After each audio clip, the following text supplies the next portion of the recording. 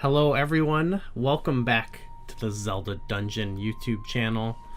It's Gooey, Corey, and McKenna today, and in association with ZeldaDungeon.net, who are providing they have a lovely article out called our favorite I actually don't know what it's called, but it's about the best side quests. The article, Goo. Come on. Well, I don't know what it's called. We'll drop the link in the description. There we go. Right. We're here, like, it's like 2 weeks before this article comes out. So, and I don't know what the deal is. We're ahead of time. Oh.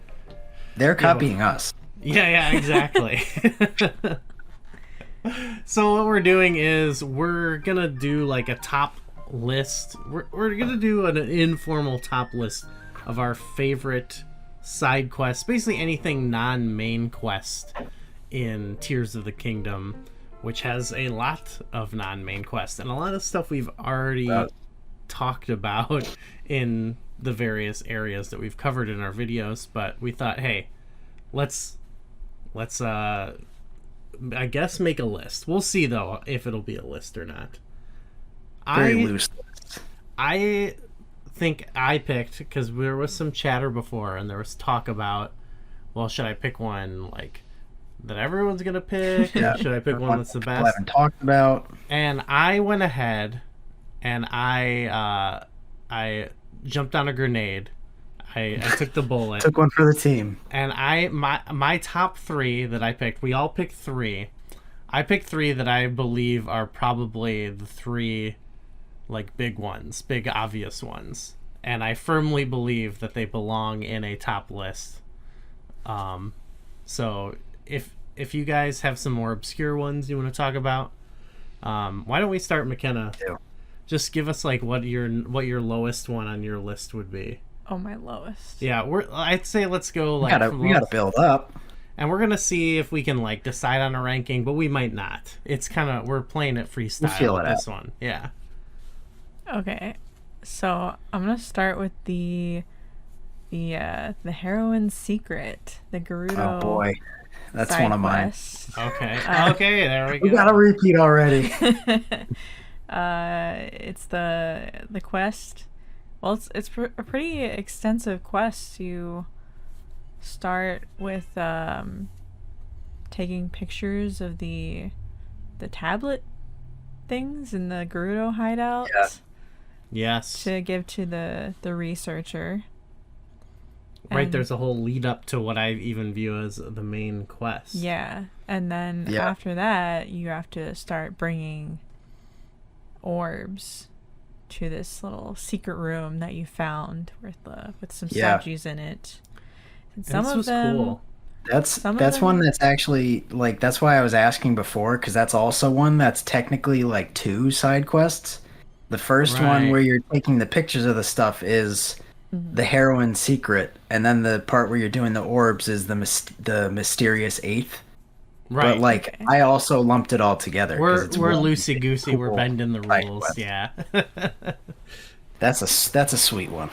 Yeah. So there's two parts, but like, you have to collect those orbs, right? and to- place them. And place them And in their the matching two of the- statues. Two of the orbs also have their own side quests that you have to complete to get the orbs. Right. There's the Yeah. one where the guy's lost in the desert, and then there's you have to play Dahlia's game to get the orb from her. Wasn't it too like there was some you could do early on and some you had to can like get some before the dungeon, but some of them you have to wait till after because the side, like, they have to be back in town.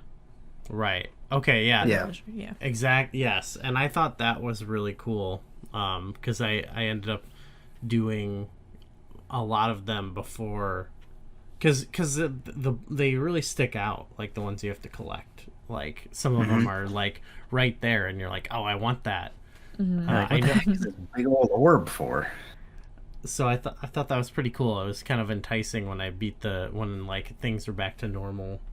And Patricia is Mm-hmm. part of this side The quest. prophetic Patricia. who gives you coordinates. Yeah. That was awesome. Yeah.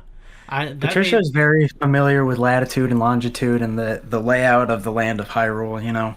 She's good. She's a smart seal. Yeah, she is a smart seal. That was also just like a nice feature because there were some that I would like. Yeah. It was cool because there were some that when you could finally do it, I was like, oh, I've seen one like sitting somewhere, but then there were a couple that I was like, where did I see this one? And Yep. like so getting sure. the coordinates, though it made it fun to like go and find like I like just finding the spot, looking at the coordinates. It was pretty fun. Yeah. I'm a sucker for anything that's like I've mentioned this in some of our videos before about like those like semi-permanent objects or whatever where there's just one of them and you have to bring it from this spot in the overworld to this spot in the overworld. I love that. I think that's so cool. It just makes it feel like this because like you could just walk by it and be like, that's an interesting orb, and just think it's like a set decoration thing. Yeah. And just think like, oh, they just let me be able to ultra hand this just for fun. But it's actually like activates flags as a part of a side quest and stuff. I think that's super cool. I really like that with like we've talked about those like green crystals that you have to get, and I like how some of them even had their own like unique little like fun sort of quests beyond just like take it from point A to point B. Like sometimes you'd have a side quest. Though I didn't put any of those on my list, but like as a concept overall, that was like one of my favorite side quest activities to do. One of my favorite activities in the game. Sure. Well, even the first part, the heroine secret part, where you have to take pictures of the tablet things and show the pictures to, I don't remember the archaeologist, the researcher's name, but she, like that part. Have either of you played any of the Arkham games, the Batman Arkham games? A little bit, yeah. Some of those reminded me of like the Riddler secret things where you have to line it up at just a perfect angle to piece together the question mark. Oh, yeah. Because there's some where it's like you have to line up two parts of the tablet and take a picture of it. Like that was pretty is cool. Something Very that cool. happens a few times in the game. You know, with the water temple lead up and scale and one of the photographs for the Gerudo stable to get the face. Yeah. Yeah. That's pretty. that's so pretty fun. Yeah. That's so cool. Corey, do you wanna say what your number 3 might be? Well, we didn't even get to the big old like. I am a sucker for one, moving objects across the overworld, but two, I love stuff that just like randomly fleshes out the world. Oh, and sure. The big reward for this is that you get to this secret room after like that was such a cool vibe. Once you do the 8 orbs, you get another giant orb, and then you have to take that giant orb all the way to the North Ruin and put it in another big spot, which opens up another. This all feels like Indiana Jones opening ancient ruins type stuff. But like, once you go down there, it's like this big room that's like a shrine to the 8th goddess, and you find out the 8th goddess was actually a Hylian Vo, who came in a dire time and aided the other heroines in defeating this big monster. And then even though he helped, they were like, well, so you're a Vo. Sorry, you can't come into town. And disgusted, he left. Wow. What a story. Yeah. They should make a Tomb Raider style like Gerudo game. Yeah. Yeah. Oh yeah, that'd be so cool. Vo Explore. Yeah. About that character. Yes. Yeah. Okay, sorry, I didn't mean to cut off the epic finale of that quest, but so Very you had cool. that one, Corey. That was one of mine. Okay. Another one, I guess I'll do one of my second ones, and it's kind of, it's also like, you guys know I'm like a lore nerd when it comes to some of this stuff, and like I'm super big on like the goddesses in Zelda and Hylia and all of like the stuff that adds to the ethos, but you don't really get like a it's usually never like directly involved. And one of the side quests or side adventures in this game is the Mother Goddess statue, which I thought was really sick. And like most likely you're gonna encounter this if you're going to the what's that place called where you meet up with Impa to start the Dragon Tears quest? It's where you get the Forgotten Temple. Yeah. Yeah, the Forgotten Temple. And that's where you go in Breath of the Wild to get the tunic for Tunic of the Wild or whatever. You go there, and that huge giant goddess statue is just toppled over. And I saw that, and I was like, "Oh my goodness, that's scary. What does that mean?" Because it's got to mean something. It means it always means something big, symbolic stuff like that. And you can go talk to her, and she just says like ... And then, as part of that side quest, you have to talk to the other 3 goddess statues across Hyrule, and they have their own side quests, and they're basically like, I can't hear the Mother Goddess statue anymore. Like, what the heck? You gotta offer me like a piece from one of the dragons, which is just another tie-in to the goddesses, pretty much. And you gotta go and just get a piece from the dragons, and then offer them to the pedestals, and then eventually, once you do all of that, you come back, and the Mother Goddess statue is restored, and gives you the white goddess sword from Skyward Sword, the sword. Crazy. That's super cool. I Craziness. really like that. But like, yeah, I don't know. All the stuff about like Hylia and the goddesses and stuff like that. Even though it's never fully explained. I like stuff that just like adds to that air of mysterious myths and gods and and the fact that you get that sword, that's pretty badass. What's up with the dragons? What's their deal? I like that I like that a lot of the side quests in Tears of the Kingdom kind of like mirror or echo Breath of the Wild side quests. So you had to gather, I forget which dragon part it was, but you had to do like the same thing in Breath of the Wild, where you offered the parts at the 3 springs. Yep. Yeah, a lot of like familiarity there for sure. It's very.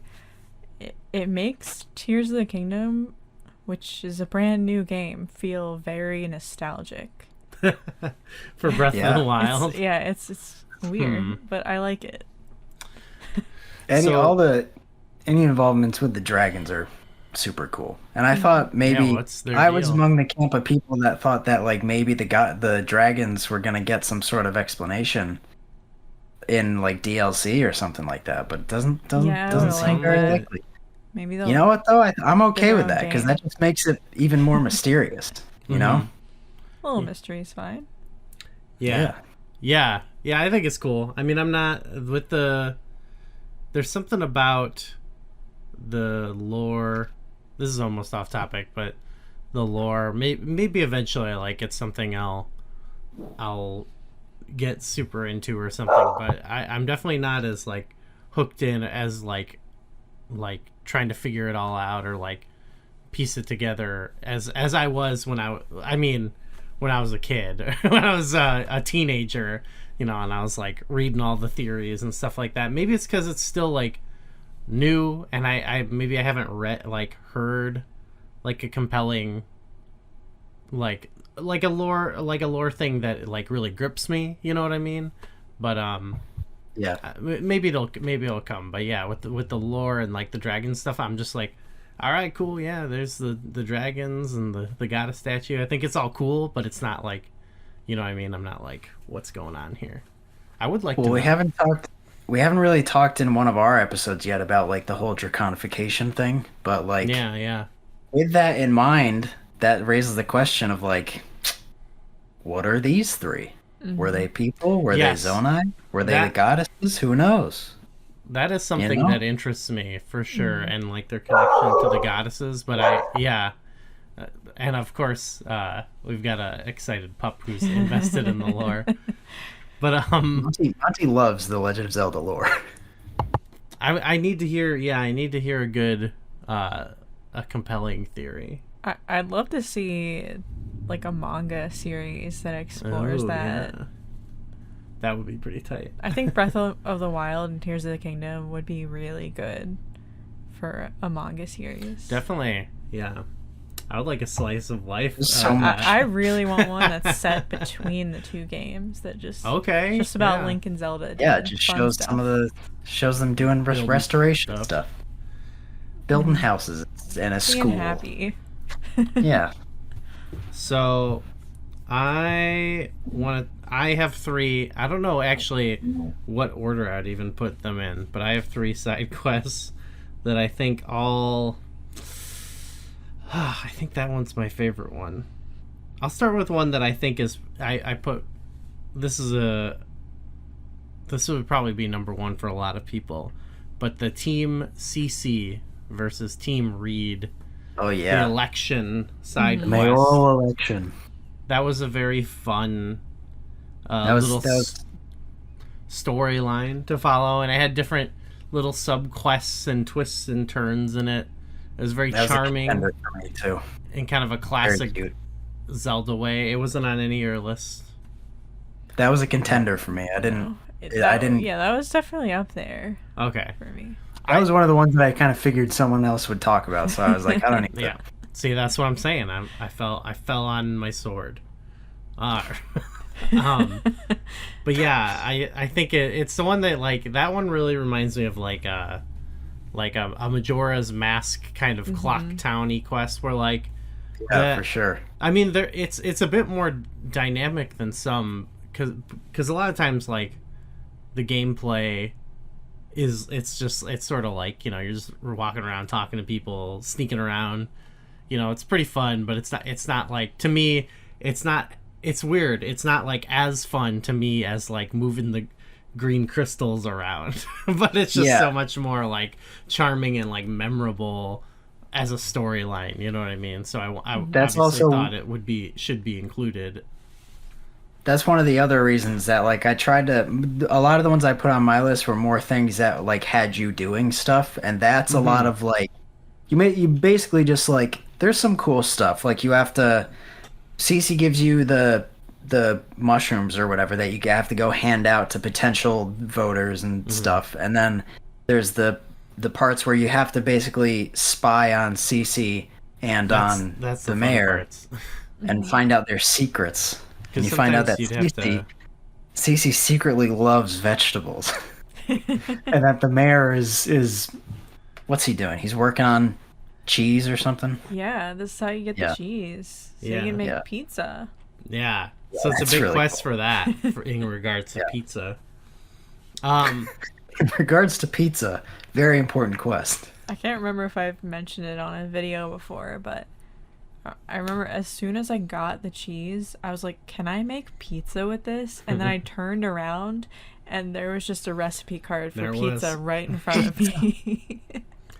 The only like slightly I think maybe disappointing thing looking back is like at first when they asked like whose side are you on, I was like, you didn't like it would have been cool if you could have like in the end they're like let's just work together, which is like I guess the point, but it would have been fun if you could have I feel like I would have had a crisis. I would have been like, which side do I choose? I never would have. I had the exact same thing because I was like, with Cece's like hand out these mushrooms or whatever to people to vote for me, and I started doing it, and then I was like, well, wait a minute, I don't want to give it to these people and then have Cece be the mayor. Like I want the other guy to be the mayor.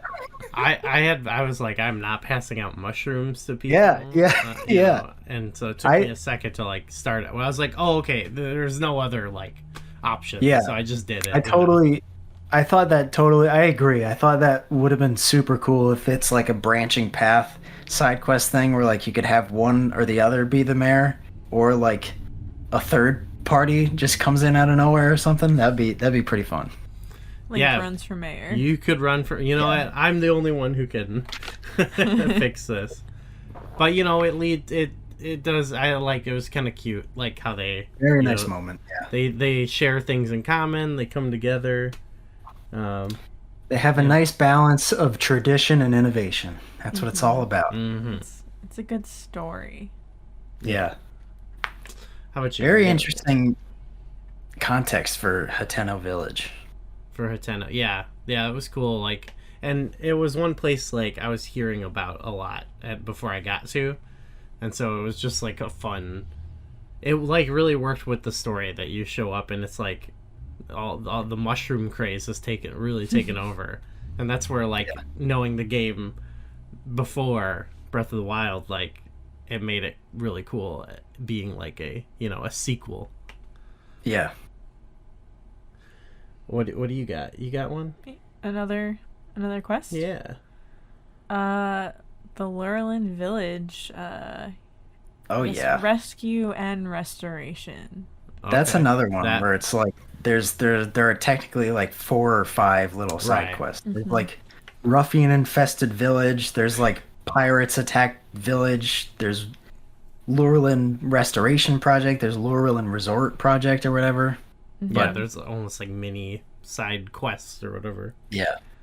Yeah, I was really excited that Lurelin got a big quest, because even though I think I liked Lurelin in Breath of the Wild more than most people did. I think a lot of people were like, oh, it's off the beaten path and there's not a lot to do there. I didn't even go there my first time through. I don't know, it always felt like this nice, relaxing place to go hang out. Mm-hmm. And now you get to save it and rebuild it, and it's like you're part of the village now. You get free stuff there after you restore it. You're the hero. Huge. Yeah, you show up and you really like, feel like the hero Save when you go to restore Lurelin. Yeah, they roll out the red carpet for you. There are NPCs. There's like NPCs even in Hateno, since we just were talking about that. There are NPCs that are like living there that are like, the guy's like, yeah, my wife was from Lurelin, but like her hometown got attacked by pirates, and then like after you start doing that stuff, they move back. And they're like, oh, thank you so much. And like, that was a really gratifying one for me. I feel like you get especially after you finish like the initial restoration project and you have like the big nice cutscene with like a little sunset and very nice. Party, the party. I loved that. Yeah. Yes, that one was just that was like the 4th quest I would have picked, like in terms of that sort of thing. Again, just in terms of just being like really, just like a really memorable like kind of moment in the game, beyond just like the quest, just a really cool memorable moment.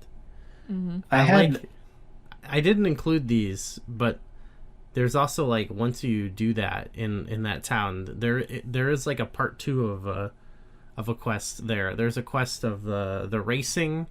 There's with the ground racing and the boat racing. I don't know if anyone included those. I didn't on my list, but in terms of like, I included. I kind of lumped it all. Everything you do for Lurelin, I just kind of jammed it. Okay. Well, because you do the other thing back in Terrytown or whatever.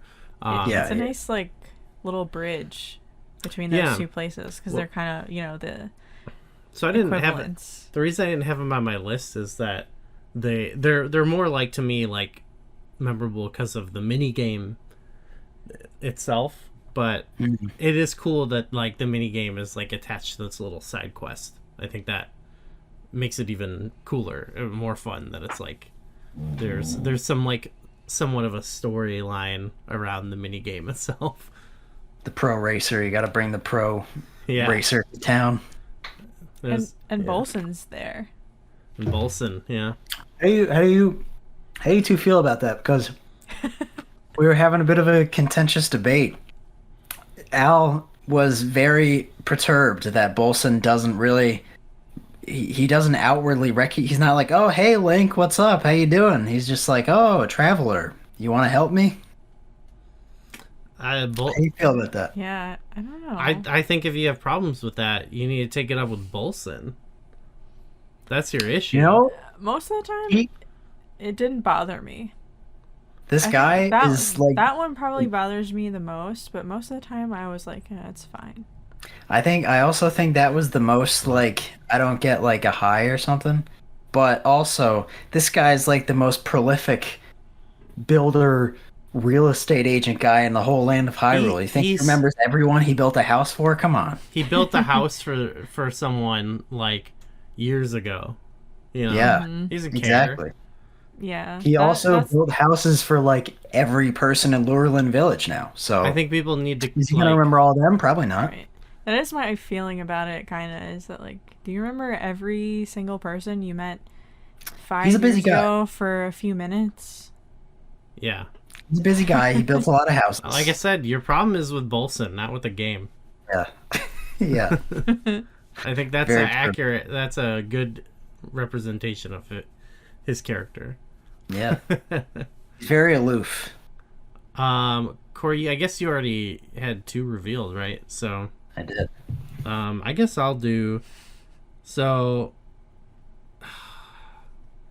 I'm gonna each one I feel like might be someone else's, but Madison's Independence. Is that on anyone's list? No, that was not. Cool. That would have been on Nico. I mean, that's another. Oh, yeah. That's a great one. That's a great one. Okay, see, I thought that was just like an obvious big pick, and it's another one. Well, that one actually has some fun different layers to it, and we talked about it already in a previous video. But basically, the idea is helping this child who's being sent away to a frankly dangerous zombie land, infested, helping her reconnect with her parents one last time before being exiled. A very nice moment in a balloon before they just send her away. Yeah, she's teaching herself a language. That's what a self-starter. Yeah, wow. Yeah. It's very sweet character, and it's a very nice moment when you're up there in that balloon. Yeah, in the balloon, very nice. Very picturesque. Obviously, like the blocking the guy's vision, and then that leads to also another green crystal quest. I don't know. There's just a lot of fun stuff there, and of course, it leads to also building your home. So it's almost like a nice little reward there. But it leads to building your home and also unlocks the little monster garden, the monster collection thing for Colton. Yeah, that is really cool. Yes, Kilton. Yeah, which is that's like another awesome side quest in itself. That's definitely an honorable mention. That'd be in like maybe my top 10 too, just because it honestly, like I said it before, but any quest that gives you like a reason to pull out your camera and almost get creative with it, Did you guys go to Gerudo and get a picture of Madison? No. No. Can you bring it back to them? Yeah. Really? You don't get anything for it, but he's like, Hudson's like happy. He's like, oh, this is so nice. Thank you. That's nice.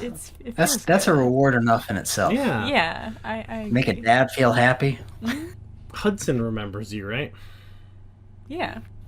Yeah, I think so. That is what matters. That's the character you help from the him game. build a town. Like that makes sense.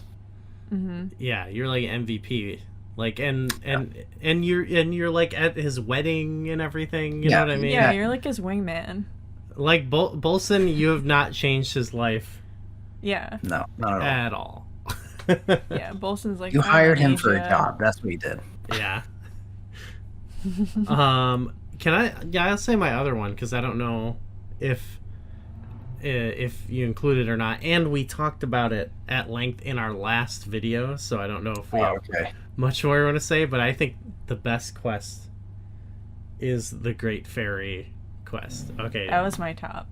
Okay, that wasn't on mine, but that was also like kind of all those ones. That's definitely a fantastic one. We did talk about it at length, like all the Serenade to a Great Fairy quests, and like finding the musicians is super fun, and like driving the guys to I love it. Great Fairy is always a lot of fun, and then obviously the musical payoff is a sweet reward in itself, and then the fairies, like that's incredible. Every step of the way is just like wow. Yeah. Yeah, I think it's such a chunky side quest adventure, but also music is plays such a huge role in the Zelda series. So it was really nice to see Tears of the Kingdom have a big side adventure that focused on this like musical troupe and yeah, I love musical troops in Zelda. Great name. Seeing the instruments just like made me happy. Yeah. And we also talked about like some of them are just missing and you have to find them, but like there are some that have like individual side quest elements to them, like the one with Piper. You have to get the fireflies for him, and then he makes this. You have a nice little moment with him, and he makes the girl smile, and very cute. Corey, what's your number one? My last one, my number one. Well, a lot of these are just kind of nebulous, like they're all up there. Yeah. And like a lot of the ones that you talked about specifically were also ones that were some of my favorites, but they were more like lengthy, talking to a lot of people, like more narrative driven ones. For sure. So the ones that I picked were more like ambiguous, weird, like world fleshing out, like moving stuff from one place to another ones. And fittingly, my last one was A Call from the Depths, which that was a side quest to being on mine for sure. That was a side quest where like that was relatively early in the game when I did that, I think, and like that kind of like blew me away because I obviously you go to the Great Plateau, and to initiate it you have to like blow up this dam to lower some water. And then once you do that, you talk to the thing, and he's like, talk to me at the goddess statue. And then you're talking to the goddess statue, and it's a completely different deity, mysterious voice, who's like, you gotta help me find my eyes. Like, these people took away my eyes. And I'm like, what in the world is going on right now? I hadn't seen any of the bargainer statues yet. So you gotta go around. You got to go around to the Great Plateau. Once again, though, I feel like your order of operations is insane. Well, that's why this was so like mind-boggling. I need to see your hero's path.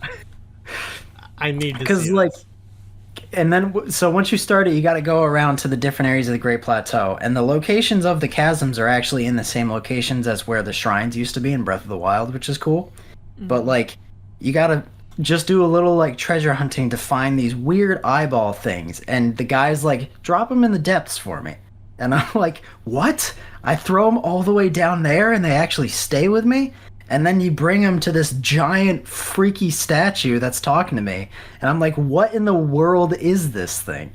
And then you finally give him all the eyeballs, and you get a full heart container, and like that's a great reward for a side quest. But also like the lore-loving part of me was like, what in the world is this, like, god thing that can talk to me through a goddess statue that is just, like, transitioning pose from the here world to, like, the afterlife, you know? Like, yeah. That's crazy. And that's like just, like, a brand new addition to, like, the ethos that's not ever been mentioned before. And obviously it makes sense that it wasn't because it's a brand new thing, but like still, that's crazy. Like the connection between them and the goddess statues and all that stuff is, and like, I like it. I love the like vagueness of it all, to be honest. Like, yeah. That really like with that, it's like, it's almost like it's still gameplay forward to me. Like they just thought about like what would be like a cool quest to do, and they're like, oh, like bringing these down to the depths. I could really see like that, like they really kept it in terms of what would be the most fun to do, and then add this extra layer of like, I don't know, like you said, the shrines on the Great Plateau are also where the chasms are. I don't know. It's cool. It is cool. And this game does a spectacular job of just like having puzzles and activities that are just like, hey, take this thing from here to over there. Like that's what so many of the Korok puzzles are. It's just like, my friend's over there. And usually it's like within sight, but this is one where it's like, hey buddy, trust me, take this thing and throw it down in the depths and then bring it to me. And you had to like kind of figure out once you get it down there how to get it over to exactly, because it's especially with the gloom down there, you can't just as easily like, not like with a Korok where you can just like kind of ultra hand him and just it will take a while, but you can just walk all the way. Like a lot of times you got to find a way to like put it in a cart and go along the tracks and stuff. And yeah, I think cool. That's the strength of the game, and those type of quests are, I think, the most fun. And like, it's something in Breath of the Wild, it was like my favorite thing to do too. Like people were like, I definitely understand like maybe the scope of the world and stuff. It might feel too big for some people, but part of the fun for me was just that idea of, you know, it doesn't matter that like every single pixel has like something that important. Yeah. What was fun for me was when someone was like, you need to go here and find this thing. Those were the quests that I was really into. I loved just like the journey of getting to somewhere, and like having to navigate the environment and stuff like that, and like what might come up against me. Oh, it's raining now. I know that's a sore spot, but this game takes that and adds a whole extra layer, because it's not just getting your physical self there, but getting something else there, and like whether it's like something like a ball in a certain tower of a certain eagle. Similar. That really was. Well, it comes full circle. It comes full circle. That game also had you collect the instruments. Mm-hmm. I think there's a lot of Link's Awakening, in this. But I don't know. I love that like aspect of this game, and I love having to overcome different traversal obstacles. It's really a very unique aspect to this game, I think, compared to the rest of the series even. Yeah. There are so many cool side quests in this game. Mm-hmm. Yeah, we're not even scratching the surface, because there's probably like hundreds of them, but... I have others that are like in my head right now. You want to say some real quick? Some honorable mentions? Go for it. Well, so technically the potential princess sightings is a side adventure. Yeah. I was like, I feel like that's cheating, because it's like so it is, much, but that's definitely a top thing for me. Yeah, there are ones that are spread like out tied throughout the whole game. Yeah, that's one of them. And like the Master Koga in the depths, that's a side adventure. Like that's not even part of the main thing. Yeah. Oh. I think all of the Yiga clan stuff is so much fun. Yeah. We'll probably do a whole video talking about Yiga stuff, because there's so much. That was actually the last one that was like, when I narrowed it down to like 4 or 5, one of the last ones was infiltrating the Yiga clan, and then the Yiga clan exam, where you have to find the 3 bases to get the outfit. I think I did this. No, I definitely haven't done so this. You get the 3 parts of the Yiga clan outfit, and then you go to a specific little like hideout entrance in the side of a cliff thing. I've guy's seen that. like, okay. The guy's like, oh, to get in, you have to do this exam. And he marks 5 spots on your map that are like in the general area. And he's like, you have to go and offer mighty bananas to these frog statues. So you have to go float around and put mighty bananas on them. And then when you come back, he's like, oh, you passed. And then you can go in to the Yiga clan hideout as like a Yiga and talk to some guys. And one of them like tries to sell you like an auto build thing. And they're just talking about random stuff, and then you can, if you go to the back, you can do the some test game thing, and that's how you get the earthquake ability that the Blade Masters can do. Yeah. That's so cool. Wow. Yeah. I love all Holy the cow. Yiga interactions you have from just putting on the uniform. Also, I liked going up to just like random NPCs and seeing how they reacted. Yeah. Joshua hates you for it. She gets upset. Hey, some people are like, this is in poor taste. Yeah. Well, well, there's the kids, right? Wasn't the kids, or like the people in Kakariko, like they're the ones who like they are offended by the Yiga clan. Yeah, a lot of them don't like it. Why? Understandably so. Yeah. Cool. Dorian gets pretty mad at you. Yeah. My Hyrule Compendium pick of Yiga. Oh, I guess both the foot soldier and the other one. Whatever the other one's called. Blade Master. Blade Master. Yeah. They're both selfies with me as Link with the Yiga uniform on, and then next to me. That's sweet. I had one I was gonna say, but I forgot what it was between then and now. But there are. Yes.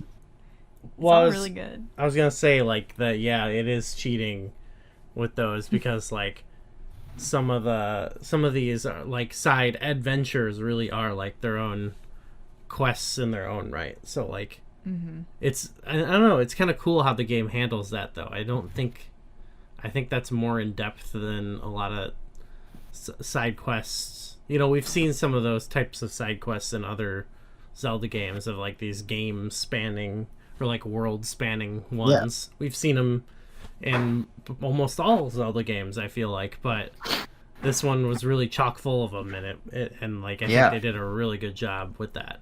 Oh, I remembered. It was the one where you take pictures of the slabs that are up in the sky. That was another cool one. Another lore base. That's a long one too. Yeah, that one's pretty sweet. That was a good example of what I mean by the lore, where for a while I was like reading them all and being like, what's this about? And then by the end I was like, okay, cool, like someone else will like figure out why this is relevant for me later. I'll leave it to the experts, That's just like fun little character. It just talks about like that, like Rauru and Sonya and like kind of like what they were like, pretty much. That's stuff cool, they though. did. Well, that's a fun way to like learn more about the characters. I like that we just get these kind of glimpses of them in the memories, and then there's like different forms of like kind of teaching you about them in the game. One way is like these deciphered texts, that's pretty cool. A couple more that I wanted to mention that weren't as high up. I just love Walton, so I loved Walton's treasure hunt. I love when he just tells you like, oh, go find this thing. He's so cute. I love Walton. Okay, that's fun. That's a good one. Yeah. And then there's a cool one that you can do if you come back to the Great Sky Island. There's a steward construct that's waiting for you on top of the Temple of Time, and it's called like the Legend of the Great Sky Island or something. And basically you have to have the Zora armor and you have to have the paraglider, and the steward construct basically makes it so that like waterfalls start pouring down a bunch of the sky islands, and you have to float around the Great Sky Island and light 3 bonfires without ever touching the ground. So basically you're like floating around the whole thing, and then you shoot up using the Zora armor, you shoot up a waterfall and then just keep flying, then shoot up another waterfall and keep flying. Oh my gosh. Yeah. I didn't even know about this. That's how you get the Zonai fabric for the paraglider. I just learned about so many cool sounding side quests that I didn't even do. You gotta get back into the game. Yeah. Cool stuff in this game. That's kind of cool, where there's going to be a lot more fun quests. I felt like I did a lot. It's funny just saying that, because I feel like I did like a bajillion times more of the side quests than I did in my first go in Breath of the Wild, and there's so many like there's still so cool sounding ones that I didn't even see a bit of. So I don't know, I will say side quest department in this game, they knocked it out of the park for sure. Well, sweet. I would say we knocked it out of the park with this video. We did. We absolutely did. If you know what, go over to Zelda Dungeon, read their article. I'm sure it's great. We're reading it right now as you watch this video. Yeah. Go down, like, comment, subscribe. Let us know your favorite of the bajillion side quests in this game. There's plenty more ground to cover. I definitely want to soon talk about just like general, maybe like talk about the end of the game, and then big stuff. Maybe we can circle back then to more specific topics. But I feel like it's been long enough. Like, we're gonna do a video probably eventually soon where we just like kind of lay it all on the line. You know what I mean? Yeah. I think we need to set the record straight. We're gonna do the big lore timeline deep dive. Oh yeah, that'll be a lot of me. Goo's gonna talk all about it. Just wait. Zelda lore is out. Turok lore is in. All right. Thanks everybody for watching. We'll see you in the next video. Bye-bye.